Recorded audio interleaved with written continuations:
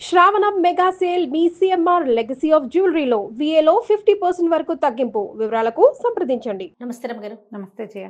రమ్మగారు, ఏదైనా ఒక మంచి కథ చెప్తారా? చందమామ కథ చెప్తాం. పూర్వం అంటే ఈ గ్రీస్ ఆ ప్రాంతాల ఆ దేశాల్లో ఒక రాజుగారు ఉండేవాడు. ఈయన పరమ టక్కరివాడు, దొంగ. ఏం చేసేవాడు, ఈయన ఒక సముద్ర తీరంలో ఆయన తాలూకు రాజ్యం ఉంది. కోట గోడ అవన్నీ కూడా సముద్ర తీరంలోనే ఉన్నాయి. సముద్రం వీళ్ళ పక్క నుంచి వెళ్తుంది. ఈ సముద్రం మీద రకరకాల దేశాల పడవలు వెళ్తాయా, కొద్దిగా సుమారుగా ఉన్న పడవల్ని లాగేసేవాడు ఆయన. తక్కువ జనం ఉన్న పడవల్లో సంపద ఎక్కువ ఉంటుంది. జనాల్ని ఏదైనా చేసి సంపద అంతా చేరేసేసుకునేవాడు. అట్లా ఎంత సంపదో కూడబెట్టాడు. పశు సంపద విశేషంగా ఏమిటంటే ఈ ఒక ద్వీపం నుంచి ఇంకో ద్వీపానికి పశువుల్ని పడవల్లో తరలించేవాడు.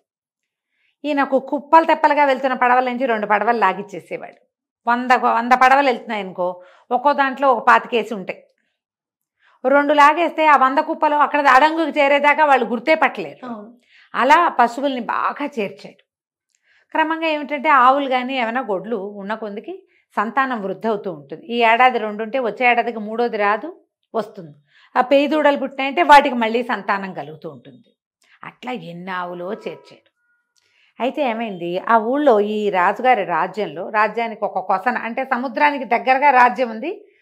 అవతలకి ఒడ్డు మీదకి ఒక మంత్రగాడు ఒకడు ఉండేవాడు.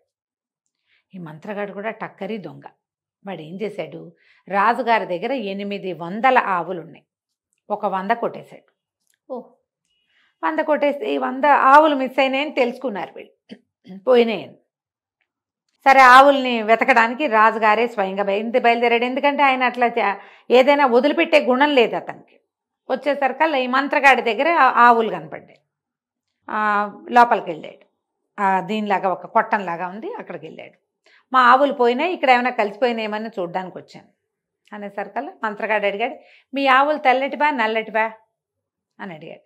తెల్లటివే అన్నాడు. అలాగా, మావన్నీ నల్లవేనండి, మా దాంట్లో కలవదు అన్నాడు. రాజు లోపలికి వెళ్ళి చూస్తే అన్నీ నల్ల ఆవులే ఉన్నాయి, తెల్లటివి కనపడతాయి కదా. ఓహో సరేలేని వచ్చేసాడు. కొన్ని రోజుల పైగా మళ్ళీ 100 పోయినాయి.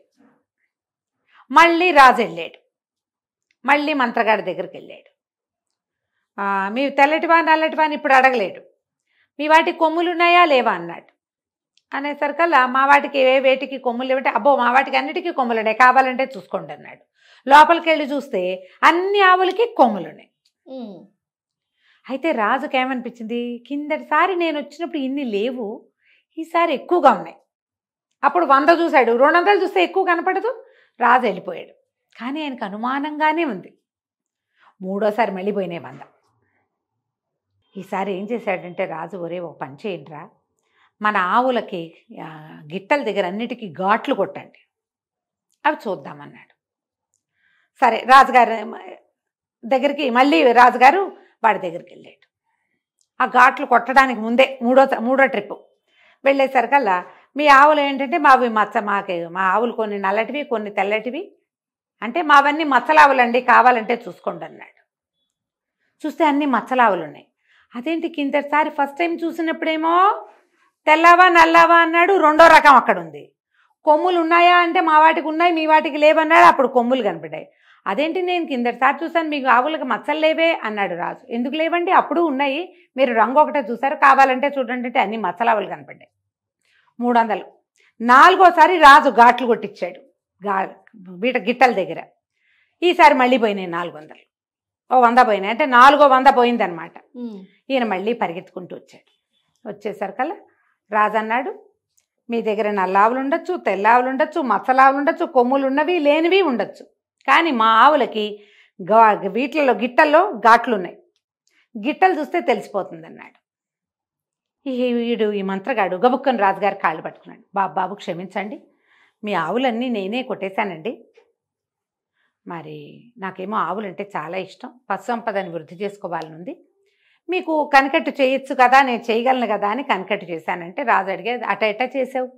ఓసారేమో అన్నీ ఒక రంగులోనే కనపడ్డాయి, 2వసారేమో కొమ్ములు లేనట్టు కనపడ్డాయి, 3వసారేమో మచ్చలు ఉన్నట్టు కనపడ్డాయి. అంటే కాదండి, నా దగ్గర ఒక బ్రహ్మాండమైన రేకు ఉంది, ఆ రేఖ ఏంటంటే తెల్లటివి నల్లటివి గాను, నల్లటివి తెల్లటివి గాను, నలుపు తెలుపు 2 అడిగితే మచ్చలు గాను, కొమ్ములు ఉన్నట్టు లేనట్టు చూపించగలదండి. ఆ రేకు వల్ల నేను మిమ్మల్ని మోసం చేశానండి అన్నాడు. మీ ఆవులు మీరు తీసుకుపోండి, పర్వాలేదు అనేసరికల్లా రాజుగారు సరే రిలాక్స్ అయ్యి మీరు తీసుకుపోండి అన్నాడుగా. రిలాక్స్ అయిపోయాక ఏమన్నాడు, ఓ పని చెయ్యి, ఆ రేకు ఏమిటో నాకు ఇచ్చేసి. ఈయన ఎందుకంటే బేసిక్ దొంగ రాజుగారు, చాలా మందిని మోసం చేసే ఈ సంపద అంతా కూడబెట్టాడు కదా, మొదట అదేగా చెప్పుకున్నాం. ఆ రేకు ఇచ్చేయమన్నాడు. అనేసరికి ఇతను అన్నాడు ఆ మంత్రగాడు, రేకు మా దగ్గర లేదండి, ఎదురుగుండా చూడండి పర్వతం ఉంది, ఆ పర్వతంలో ఒక మబ్బులా కనపడుతుంది చూసారా, అందులో దాచిపెట్టా, మీరు విశ్రాంతి తీసుకోండి, మా దగ్గర ఒక ముసలాయన్ని ఉన్నాడు, మా ముసలాయన్ని పంపించి తెప్పిస్తా, మీరు ఈ లోపల చక్కగా ఆవు పాలు తాగి ఆవు పెరిగేసుకుని అన్నం తిని రిలాక్స్ అవ్వండి అన్నాడు. గుంపంతా రిలాక్స్ అవుతున్నారు. ఇంతలో ఏమైంది, కేకేశాడు మాయగాడు, ముసలయ్య వెళ్ళి రేకు తీసుకురా రాజుగారికి ఇద్దాం అని అన్నాక వీళ్ళకి తిండి ఏర్పాట్లు చేస్తున్నాడు. కాసేపు అయ్యాక లోపల నుంచి ఒక నలుపు తెలుపు ఉన్నటువంటి గడ్డము, నలుపు తెలుపుగా ఉన్న ఒక తల ఉన్న ఒక అతను వంగి నడుస్తూ బయటికి వెళ్ళాడు. ముసలయ్యని వెళ్ళమన్నాడు కదా రాజుగారు, జనమంతా ముసలయ్యే వెళ్ళాడు అనుకున్నారు. ముసలయ్య వెళ్ళాడు, నడుస్తున్నాడు, కొండెక్కుతూ కనపడ్డాడు. తర్వాత కనపడలా, దూరంగా ఉంది, ఆ కొండ కనపడదు. గంట అయింది, 2 గంటలైంది, 3 గంటలైంది, ముసలయ్య లేడు, ముతకాయ లేడు, ఎవడు రాడు. సరే సైనికులు అన్నారు, ప్రభు చీకటి పడిపోతుంది, మనం వెళ్ళిపోవాలి, ఆవులు తోలుకెళ్ళమంటారు అన్నాడు. రేకురా మరి అన్నాడు. రేకిస్తానన్నాడుగా. సరే అతను పిలవండి అన్నారు. ఏడి అతను లేడు. అంతా వెతకడం మొదలుపెట్టారు. ఆవులన్నీ అక్కడే ఉన్నాయి, ఆ మంత్రగాడు మాత్రం కనపడలా. ఇక్కడే ఉన్నాడని ప్రతివాడు చెప్తున్నారు, మాతోటే ఉన్నాడు, మేము నుంచి అందరి దగ్గర వాడు ఒకడే ఎటా ఉంటాడు, ఒకడు ఒక చోట ఉండాలి, మేము చూడలేదంటలా. ప్రతి వాళ్ళు ప్రతి గుంపు అదే చిన్న చిన్న సమూహాలుగా ఉంది. ఒక 10 మంది సైనికులు ఒక గుంపు, కత్తులు పెట్టుకునేవాడు ఒకడు, మన శూలాలు పట్టుకునేవాళ్ళు ఒకళ్ళు, ఇట్లా గుంపులు ఉంటాయా, ప్రతి గుంపు మాతో ఉన్నాడు అంటున్నారు. తీరా మొత్తం గుంపులని వాకిటో చేరితే ఒక్క చోట కూడా అతను లేడు. రాజుకు నవ్వొచ్చింది. ఒరే వాడేరా ముసలయ్య, మనకి టోపీ పెట్టాడు, వాడు తెలుపుని నలుపుగా నలుపుని తెలుపుగా చూపించగలిగే శక్తి ఉంది వాడికి, రేకుందని చెప్పి మన ఇక్కడ ఆపి చల్లగా సర్దుకున్నాడు. వాడు కొండల్లోకి వెళ్ళిపోయాడు, వాడిని మనం పట్టుకోలేము. సరే ఇక వాడిచ్చే శక్తులు ఏం లేవు మనకి, మన గొడ్లు మనం తీసుకుపోదాం పట్టండి అని చెప్పేసి ఈ గొడ్లన్నిటి ఆవులు 400 ఇక్కడికి వచ్చేసాయి కదా, 400 ఆవుల్ని తోలుకుంటూ వెళ్ళిపోయాడు. ఆ మంత్రగాడు మళ్ళీ వీళ్ళకి కనపడలేదు, తప్పించుకుని వెళ్ళిపోయాడు. ఏమిటి ఇన్ని రోజులు రాజుగారి ఆవు పాలు హాయిగా యథేచ్ఛగా వాడుకుని ఆయనకి టోపీ పెట్టి బురుడి కొట్టించి చల్లగా వెళ్ళిపోయాడు. కథ కంచికి మనం ఇంటికి. బాగుందండి. నమస్తే. నమస్తే.